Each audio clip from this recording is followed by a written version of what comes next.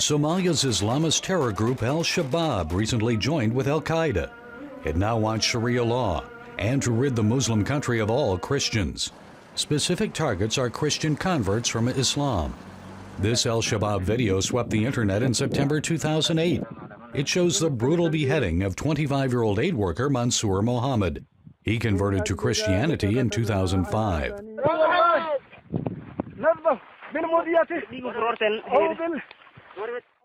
1 year ago, this Muslim convert to Christianity was awakened in his home by al-Shabab soldiers. We agreed to protect his identity and give him a different name, Abdi.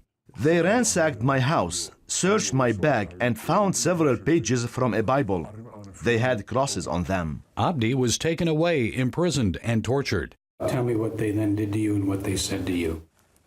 I was blindfolded, and they put me in a dark, underground cell. They beat me up with a wooden baton. They wanted to know where I got the Bible pages, and if I knew of any others like me. When they finally took the blindfold off, I noticed 3 dead bodies in the room. They placed them there just to frighten me. His torturers said they were going to kill him. But late one night, Abdi and 2 cellmates made a daring escape. The guards thought they had locked our cell door, but it wasn't locked. We opened it, ran to the wall, and started climbing. The guards opened fire on us. Bullets killed one of my cellmates, but the other prisoner and I jumped over the wall.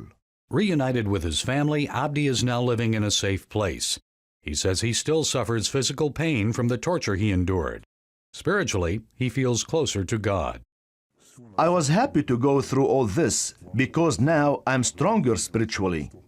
People prayed for me to escape. Their prayers are what saved my life. Somali Christian leaders estimate less than 200 Christians exist in this country of 10 million. Secret believers like this woman, she wants us to call her Fozia, often suffer punishment and humiliation for refusing to conform to Islamic law. Fozia says as a Christian, she could not bring herself to abide by al-Shabab's requirement that women wear a burqa. While Fozia dressed modestly, she did not want her face fully covered. Al-Shabab Sharia police, similar to these on patrol in Banda Aceh, Indonesia, noticed Fozia walking in public without a burqa. They said the clothing I was wearing was unacceptable. They said I was naked. Fozia received a public flogging, punishment similar to that inflicted on this Pakistani woman by the Taliban. Fozia received 30 lashes. She inched her way home despite debilitating injuries. A female neighbor came to my house to wash my wounds. I was bleeding, my flesh was peeling, and it was extremely painful. Fozia says it's too risky to own a Bible, so she listens to nightly Christian radio broadcasts from neighboring Kenya. Fozia found refuge at the home of a Christian friend in another Somali city. But what happens to other Somali Christians when their lives are threatened for leaving Islam? Some are receiving help from an American mission group. This safe house not only gives former Muslims a place to eat and sleep, it also provides them with spiritual fellowship and discipleship. It's run by mature believers who host no more than 2 people at a time. Eventually, this safe house will help these temporary residents transition to life on their own. Basma was 7 months pregnant when her Muslim husband divorced her. With nowhere to go, she returned to her mother's house, where she delivered her baby.